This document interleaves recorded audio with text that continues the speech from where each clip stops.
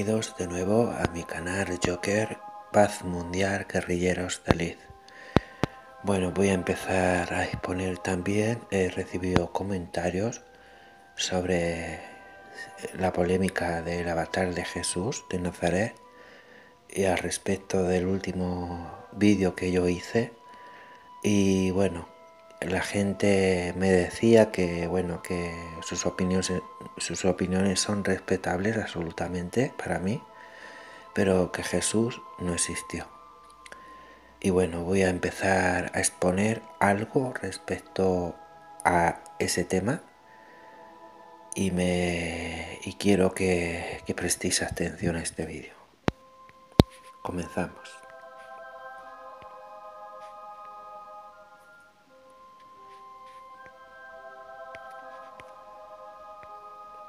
Desde el siglo XVII, algunos investigadores se han preguntado abiertamente si Jesús existió realmente. Aducen que, al margen de los evangelios, las dos alusiones históricas a este personaje han sido alteradas por los copistas cristianos con el propósito de respaldar la fe. Sin embargo, los evangelios narran sucesos, describen lugares y personajes que la arqueología ha podido verificar piquetas en mano, mostrando las 10 pruebas arqueológicas de la existencia de Jesús. Si bien la realidad histórica de muchos personajes antiguos han sido comprobada a través de investigaciones bibliográficas o arqueológicas, la de Jesucristo ha sido cuestionada e incluso calificada de ficticia por algunos historiadores modernos, en vista de la falta de pruebas irrefutables. En efecto, casi todas las fuentes que se refieren a la existencia de influyente líder religioso se basan en los libros epístolas del Nuevo Testamento, de debatible autoría y autenticidad, junto con unas contadas referencias de historiadores de la antigüedad, que pudieran haber sido manipulados en el proceso de transmisión hasta nuestros días. El Nuevo Testamento es una obra formada por 4 pequeños libros, a los que llamamos evangelios, 21 pequeños documentos llamados epístolas, es decir, cartas que estaban destinadas a diferentes comunidades para enseñar la doctrina cristiana, y 2 capítulos más, los Hechos de los Apóstoles y el Apocalipsis, esta última una profecía sobre el fin de los tiempos. Los evangelios narran la vida y la palabra de Jesús de Nazaret por parte de sus discípulos, Mateo, Marcos, Lucas y Juan. Pero, ¿se trata realmente de un texto histórico? ¿Puede la Biblia en un conjunto referirse a hechos que sucedieron realmente o son tan solo una mistificación? El relato del Éxodo, que explica cómo Moisés liberó a su pueblo del yugo egipcio, es mencionado ampliamente en la Biblia. Sin embargo, los arqueólogos aún no han encontrado pruebas palpables de que tuviera lugar realmente. Es más, no hay prueba alguna de la existencia de Moisés. Aún así, estudiosos bíblicos de la Universidad de Braithwaite aseguran que el relato del Éxodo no es una ficción.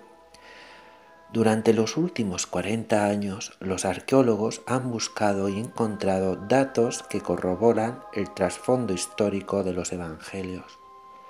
En 1993, por ejemplo, unos científicos de la Universidad de Unión Hebrea de Jerusalén encontraron una losa en las ruinas de la antigua ciudad israelita de Dan, la cual identificaron como una piedra del siglo IX a.C. La losa contenía una inscripción que al parecer conmemoraba la victoria del rey de Damasco sobre 2 de sus enemigos, el rey de Israel y la casa de David. Para los escépticos, David había sido hasta entonces un personaje mítico. El hallazgo ponía fin al debate. existía una inscripción grabada no por un hebreo, sino por uno de los enemigos, lo que confirmaba la existencia del rey de Israel. ¿Podemos aplicar el método a la búsqueda de un Jesús histórico? ¿Podemos identificar hoy mediante pruebas arqueológicas y textos independientes los lugares donde predicó Jesús, los protagonistas de su pasión y muerte, o comprobar la situación descritas en los evangelios? A continuación referimos 10 pruebas que confirman que es posible. Comenzamos. La primera prueba, los textos históricos. La primera noticia indirecta sobre Jesús fuera de los evangelios es atribuida al historiador judío Flavio Josefo. Se trata del denominado Testimonium Flavium, y para muchos historiadores se trata de un pasaje manipulado por los copistas cristianos, pues en él se enlaza la figura de Jesús. Por ese tiempo, durante el gobierno de Poncio Pilatos, 1836 después de Cristo, vivió Jesús, un hombre sabio, si es que realmente hay que considerarlo un hombre, porque él realizó hazañas sorprendentes y fue maestro de un pueblo que aceptó gozosamente la verdad. Atrajo a su causa a muchos judíos y griegos. Él era el Mesías. Cuando Pilatos, después de haber oído que era acusado por los hombres de más elevada posición entre nosotros, lo condenó a morir crucificado. Los que anteponían el amor por él a todas las cosas nos dejaron de amarlo. El tercer día se apareció a ellos resucitado, porque los profetas de Dios habían anunciado estas y otras incontables maravillosas sobre él. Y la secta de los cristianos, llamado así después de él, no ha desaparecido hasta hoy. Hasta aquí la cita de Josefo, en la que delata un fervor inusual. Según documenta el periodista Pepe Rodríguez en su libro Mentiras fundamentales de la Iglesia Católica, la obra de Flavio Josefo no aporta nada diferente de la imagen de Jesús que dan los evangelios. Parecen ser añadidos cristianos en busca del sello de autentificación histórica que dan los textos de Josefo.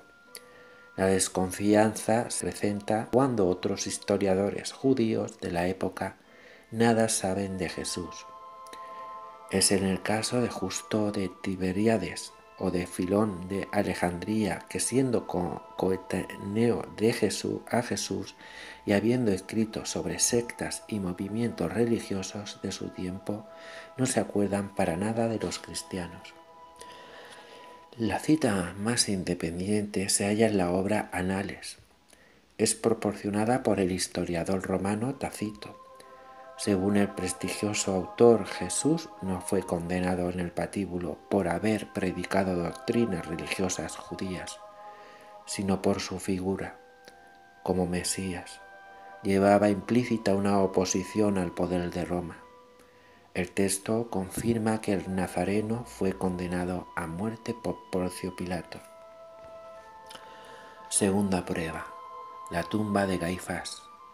Hasta hace unos años muchos dudaban la historia del juicio de Cristo ante el Sanedrín, concilio judío. No había documentación histórica aparte de la Biblia sobre la existencia de un individuo llamado Caifás, y menos de que fuera un sumo sacerdote. Pero en noviembre de 1990, unos obreros que trabajaban en las afueras de Jerusalén, enfrente del monte Sión, dieron accidentalmente con una cueva repleta de sepulcros.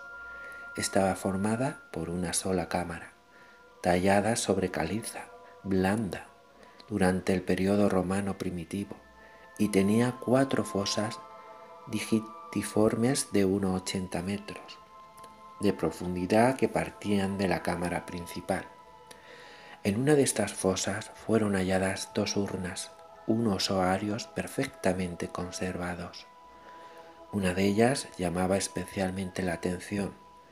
Tenía su cubierta abombada y una rica ornamentación una cenefa en forma de rama y 2 círculos centrales con 6 rosetones cada uno. En uno de sus lados, toscamente grabada, se leía la inscripción de Yesofek bar Caifás, a lo que es lo mismo José, hijo de Caifás. El arqueólogo C. P. Krechur y el antropólogo Joy Cians concluyeron que este Caifás de la inscripción era el mismo que se mencionaba en los evangelios. Caifás fue sumo sacerdote entre el 18 y el 36 después de Cristo. En la edad de Cristo. Posiblemente consiguió esa posición al casarse con la hija de Anás, quien fue cabeza de un poderoso clan de sumos sacerdotes. Juan 18, versículo 13, y se convirtió en el líder de la conspiración para crucificar a Jesús. Si su última morada fue esta urna funeraria hallada en el Bosque de la Paz, al sur de la ciudad vieja de Jerusalén, se confirma que los personajes del Nuevo Testamento no son mitos, sino seres de carne y hueso que protagonizaron los hechos descritos en los textos. Por desgracia, los arqueólogos no fueron los primeros en entrar en el sepulcro. Este había sido profanado en la antigüedad y sus objetos habían sido sustraídos. Lo que sí hallaron fueron los restos de 63 individuos, entre ellos los de Caifás, al parecer un varón de 60 años. Ahora vamos con la tercera prueba, inscripción de Poncio Pilatos. Hace 41 años, durante las obras de limpieza y restauración de un teatro romano en la antigua ciudad de Cesarea, tuvo lugar otro importante hallazgo arqueológico que confirma la existencia de otro de los personajes del Nuevo Testamento, directamente implicado en la crucifixión de Jesús. Se trata de una placa conmemorativa cuya importancia radica en el nombre que se haya grabado en su superficie. Tiberium Pontius Pilatus, Praefectus Liduoci, a lo que es lo mismo Tiberio Poncio Pilatos, prefecto de Judea, había pasado inadvertida por estar vuelta del revés. La inscripción resolvía, además, la disputa entre especialistas en torno a la autoridad que ostentaba este personaje, por cuanto era llamado prefecto y no procurador, un cargo de rango inferior, aunque acogida con un entusiasmo, porque se trataba del primer testimonio físico de la existencia de un personaje destacado del Nuevo Testamento. Poncio Pilatos tenía su palacio residencial en Cesarea Marítima, sede del gobierno romano en la ribera oriental del Mediterráneo, y solo acudía a Jerusalén para asistir a las grandes fiestas. Despreciado por los judíos por haber construido un acueducto con dinero del templo y protagonizado varias acciones sangrientas, estos le denunciaron ante las autoridades romanas, siendo depuesto de su cargo por el gobernador de Siria y enviado a Roma en el año 37. La historia le conoce sobre todo por el proceso seguido contra Jesús, al que aún reconociendo su inocencia, lo entregó al infame suplicio de ser esclavo clavado en la cruz. Esto agradó a los judíos, evitó un levantamiento popular y para confirmar su rechazo a cualquier clase de responsabilidad, efectuó el famoso gesto de lavarse las manos, que lo podéis encontrar en Lucas 23, versículo 14 y Mateo 27, versículo 24. Vamos con la cuarta prueba, la casa del apóstol Pedro. En la ribera norte del mar de Galilea se origen las ruinas de Cafarnaúm, la ciudad donde se supone que Jesús predicó a los apóstoles. Las excavaciones arqueológicas llevadas a cabo allí durante el siglo pasado han sacado a la luz una iglesia de planta octogonal, datada en el siglo V, que al parecer fue erigida para venerar la casa de San Pedro, el príncipe de los apóstoles. El terreno era propiedad de los monjes franciscanos. Entre 1968 y 1985 se realizaron diversas excavaciones sacando a la luz complejísimos estratos, es decir, que la iglesia bizantina había sido levantada sobre otra estructura anterior, una iglesia casa del siglo IV. Los arqueólogos franciscanos Virgilio Corbo y Stanislav Lofreta llegaron más lejos aún al comprobar cómo debajo existían restos de una casa con patio del siglo I. En el estuco que recubría las habitaciones habían sido garabateadas diversas invocaciones cristianas en arameo, hebreo, griego y latín y siríaco, que revelaban la importancia de aquella sala para las primeras generaciones de cristianos. La conclusión de Corbo y Lofreda es que se ha tratado de la casa del apóstol Pedro. Su suposición se refrendaba porque cerca de allí, una manzana más al norte, se erige una de las sinagogas más grandes del periodo bizantino. Parece que esta construcción fue levantada sobre otra sinagoga más antigua del siglo I. Pues bien, en las paredes de la construcción original, los arqueólogos hallaron varias inscripciones en griego y arameo con los nombres judíos que patrocinaron la construcción, Herodes y Chalfo, que guardan semblanza con otros que aparecen en los evangelios. Siendo así, podría tratarse de la sinagoga donde Jesús exorcizó a unos de los demonios. Marco 1, versículo 21, y en la que impartió sus enseñanzas en Juan 6, versículo 59. Quinta prueba, la barca de Galilea. En enero de 1986, dos miembros del Kibbutz Ginosar divisaron en Garfarnaum el contorno de una barca enterrada. Se hallaba cubierta por el limo de la ribera del mar de Galilea. La grave sequía que asolaba entonces la región provocó un notable retroceso de las aguas, dejando al descubierto la primitiva embarcación. Durante el siglo I, la pesca proporcionaba alimento y trabajo a buena parte de los habitantes de Garfarnaum. Según documentan George D. Crossan y Jonathan L. Reck en su reciente libro Jesús desenterrado, existían entonces un sencillo muelle así como unos cuantos embarcaderos y rompeolas hechos de piedras apiladas. Eso fue, con toda probabilidad, el escenario donde Jesús impartió su ministerio. Pues bien, con la ayuda de un dique y unas bombas, los arqueólogos de la Dirección de Antigüedades de Israel reflotaron la sugestiva embarcación y la llevaron a la orilla. Medía alrededor de 2,5 metros de ancho por 7,8 metros de largo. Había sido despojada de los elementos que podían ser reutilizados y empujada mar adentro para ser hundida. Las vasijas y lámparas halladas en su interior, así como la datación de la madera mediante la prueba de radiocarbono, permitieron concluir que era del siglo I. Se trata, pues, de una de las barcas de los tiempos de Jesús, del tipo utilizado habitualmente para la pesca o para cruzar el lago. La imaginación se dispara con la facilidad imaginando a bordo a 13 personas. Actualmente se la conoce como la barca de Jesús. Sexta, el crucificado. Siempre se había creído que los cadáveres de los crucificados eran arrojados a una fosa común, con el propósito de ser devorados por los animales. La excepción, según la Biblia, fue el cuerpo de Jesús al que se le permitió su sepultura.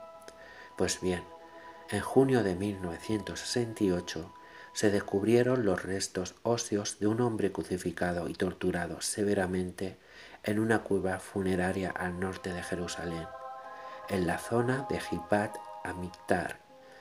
Era sin duda un hallazgo excepcional, ya que, aunque los romanos torturaron y crucificaron a millares de presuntos delincuentes, nunca habían sido hallados los restos de ningún condenado hasta 1986. En ese año, en un sepulcro excavado en la roca, fueron halladas 5 urnas osarios del siglo I. Una de ellas contenía los restos de 2 hombres adultos y los de un niño. Uno de ellos, el de un hombre de 1,63 metros de estatura y entre 25 y 30 años de edad, tenía su talón derecho atravesado por un clavo de 11 centímetros de longitud. En su cabeza seguía enganchada una tablilla de madera de olivo. Al ajusticiado se le habían abierto las piernas y había sido sujetadas a los lados del palo vertical de la cruz. La tablilla, entonces, había sido clavada en la parte exterior del talón para que no pudiera sacar el pie por la cabeza del clavo. Ni los antebrazos ni el metacarpio presentaban evidencias del trauma violento, por lo que los investigadores supusieron que la víctima fue atada a los brazos de la cruz, en lugar de ser clavado al crucero. Tampoco presentaba sus piernas quebradas, una práctica común para acelerar la muerte del crucificado. Sin embargo, no se trataba de Jesús, pues en una pared de la arqueta osario se hallaba escrito el nombre de difunto Yochanan, hoy conocido como el crucificado de Givat Amitar. ¿Por qué se le permitió el entierro? Gideon Abig, director de excavaciones e investigación del Departamento de Antigüedades de Israel, declaró al respecto que Yochanan perteneció probablemente a una familia influyente, que intercedió junto a las autoridades para su sepultura. Séptima prueba: la tumba de la Sagrada Familia. Permanecieron olvidadas de un depósito oficial de las antigüedades durante 16 años hasta que en 1996 el productor de televisión Chris Mann llamó la atención del mundo sobre 5 osarios descubiertos durante una obra en Jerusalén en 1980. Mann había localizado un osario de piedra en el que se leía la inscripción: Jesús, hijo de José. Movido por la curiosidad, comprobó que la urna había sido hallada junto a otras 5 de una tumba familiar. Cuando solicitó examinar el resto de urnas funerarias, palideció. Escritos en hebreo se habían esgrafiado en su superficie los nombres de María, José, Judá, hijo de Jesús, y 2 más con los nombres de Mateo y María. Este último, escrito en griego y que sin ningún pudor por parte de los periodistas Richard Ward y Rachel Sennett, presentadores de reportaje de la BBC británica titulado The Body is Question, relacionaron con María Magdalena. Las modestas urnas de piedra datadas indudablemente del siglo I, pero no se podía descartar que las inscripciones pudieran haber sido esculpidas más tarde. De no ser así, nunca antes se había detectado una combinación de nombres tan sugerentes de un mismo enterramiento familiar.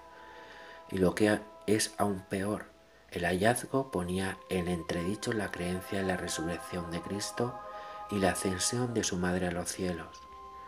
A muchos le vendrá a la mente el argumento de la película The Body, pero a diferencia del celuloide, en la urna no fueron hallados restos humanos. La explicación, según el profesor Amos Klenner de la Universidad de Bar-Ilan en Tel Aviv, es que a mediados del siglo I todas las tumbas de la ciudad fueron vaciadas debido a medidas de la purificación. Los restos de todas las tumbas fueron apiladas en diversas localizaciones de los alrededores. Octava prueba: Jacob, hermano de Jesús. Es el último y seguramente el más polémico de los hallazgos arqueológicos relacionados con Jesús. A estas alturas, lo que es seguro es que la inscripción alusiva a Jesús, que figura en un osario de caliza, ignorado durante años por un coleccionista de Jerusalén, divide a la comunidad científica. Vayamos por partes. En octubre de 2002, la revista Archaeologic Review anunciaba el hallazgo de una urna de 50 centímetros de largo por 27,5 centímetros de ancho, similar a las empleadas con fines funerarios durante el siglo I de Jerusalén. Fue fechada en el 63 era de Cristo. En ella era visible una inscripción en arameo que reza Jacob bar Yosef Ayud Dishewa, Jacobo Santiago, hijo de José, hermano de Jesús. Las pruebas efectuadas al objeto funerario por partes de Geological Survey de Israel confirmaron que la piedra caliza provenía de Aera de Jerusalén, y más importante que todo, estaba fuera de influencias modernas. El asombroso descubrimiento es también significativo, porque corrobora con la existencia de José, el padre de Jesús, Santiago, el hermano carnal de Jesús. La palabra usada en esta inscripción se refiere a un hermano carnal, no a un primo u otro familiar, como intentaron promover los católicos para defender la doctrina inventada a mediados de 1900 para proteger la alegada virginidad perpetua de María. Y finalmente, prueba de la existencia de la Iglesia cristiana a temprana edad después de la crucifixión de Jesús. Mateo 13, 55, versículo 56 y Galatas 1, 18, versículo 19. Las dudas, sin embargo, permanecen en tanto al comprador de la urna, Olden Golan, ha estado envuelto en varias y documentadas falsificaciones.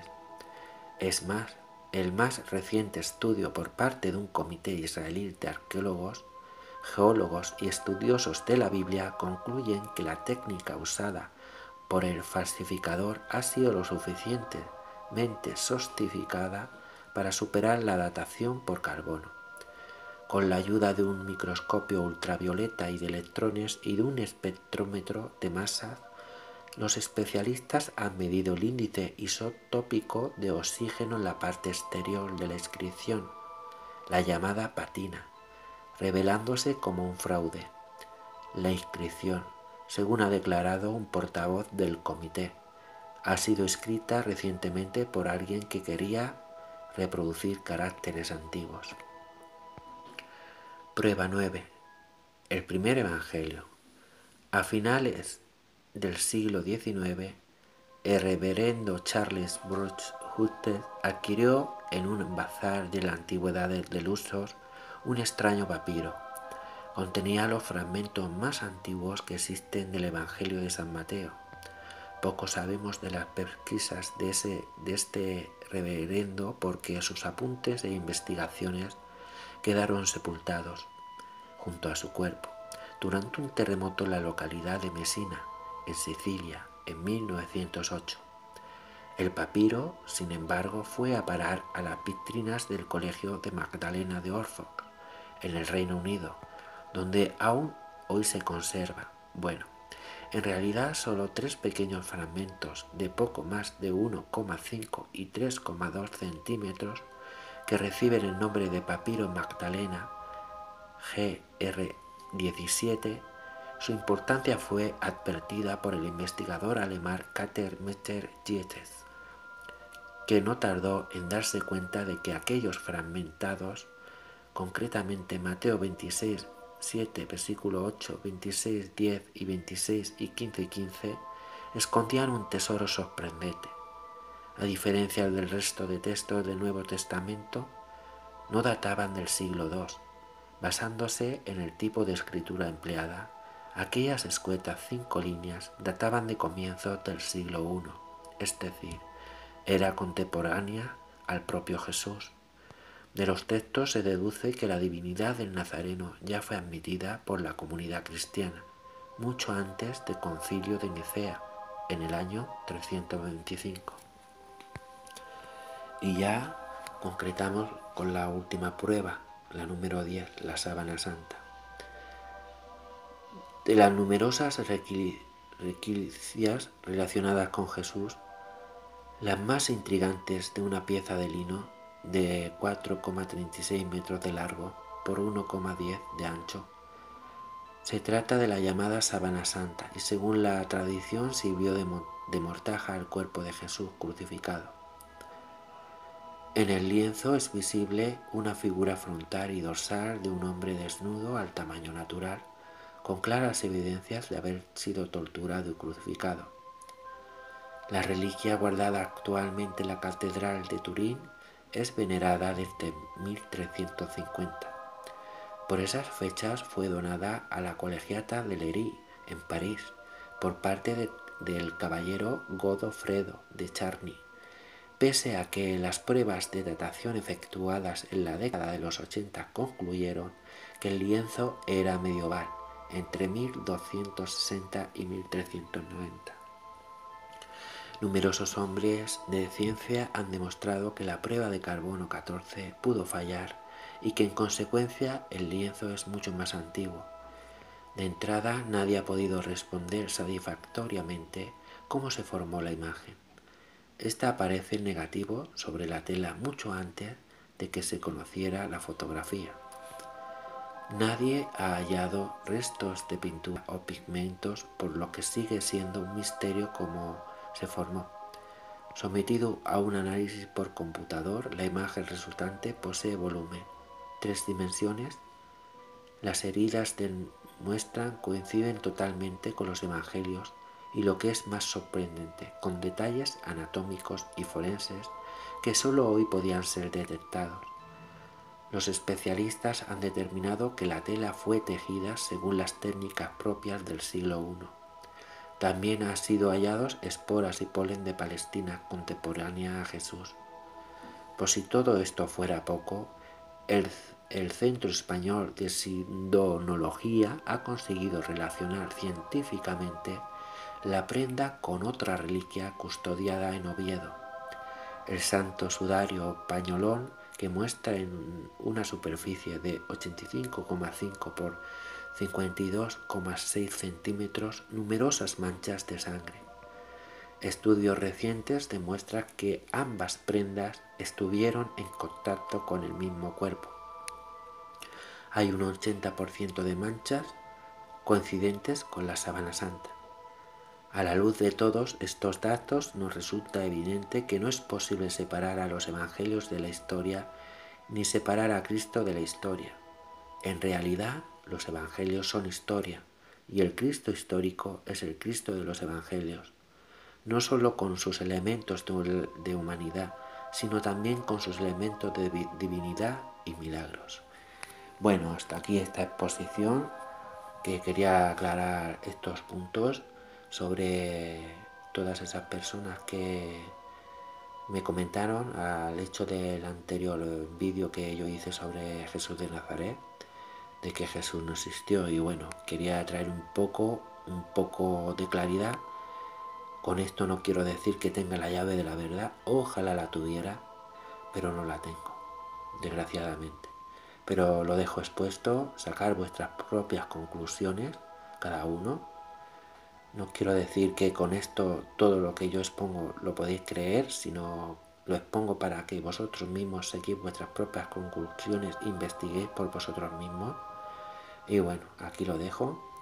Y como siempre os digo, un abrazo súper gigante para todos. No olvidaros suscribiros al canal, dar un me gusta y sobre todo compartir esta información en todas vuestras redes sociales. Muchísimas gracias a todos. Adiós.